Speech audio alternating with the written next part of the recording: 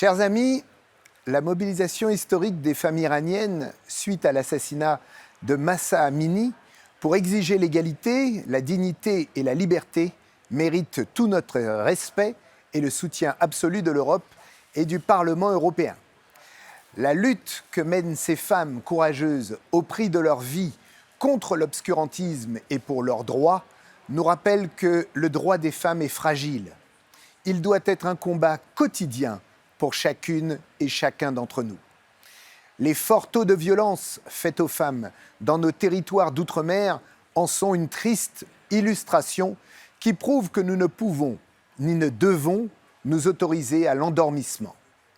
Car s'il est un domaine dans lequel nous péchons par défaut, c'est celui des violences sexistes et sexuelles auxquelles s'ajoutent trop régulièrement les violences intrafamiliales. Ainsi, les Outre-mer enregistrent des taux de violence conjugale entre 2 et 3 fois supérieurs à ceux de l'Hexagone, Polynésie et Nouvelle-Calédonie en tête. En outre, avec 10 féminicides recensés en 2021, dont 3 à La Réunion, nos territoires se démarquent tristement. Les racines de cette violence qui touche aux Antilles 1 femme sur 5 et 1 sur 7 à La Réunion sont multiples et nécessitent toute notre vigilance. Ces violences sous forme d'agressions physiques, verbales, psychologiques, économiques et sexuelles sont récurrentes et s'aggravent chez nous. Que les sources soient historiques, socio-culturelles ou économiques, les violences faites aux femmes dans nos territoires condamnent nos filles, nos sœurs, nos mères, nos cousines à une double peine.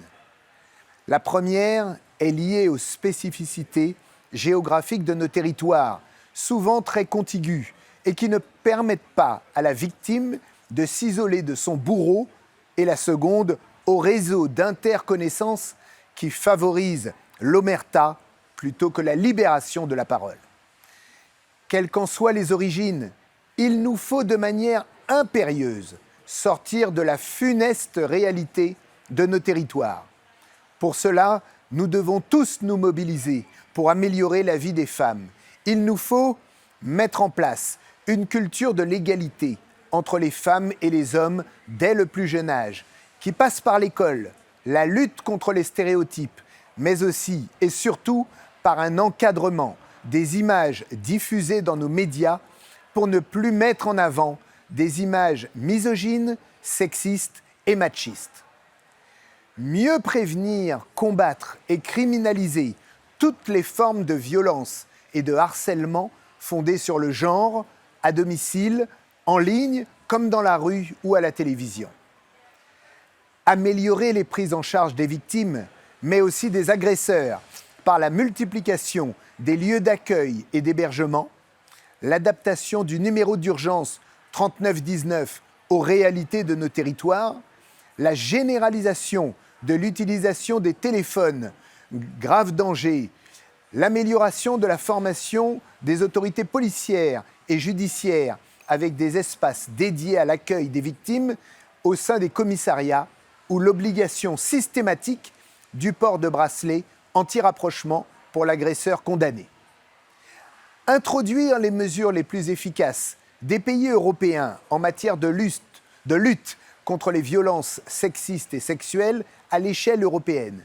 C'est l'ambition du pacte Simone Veil que porte mon groupe Renew Europe au sein du Parlement européen.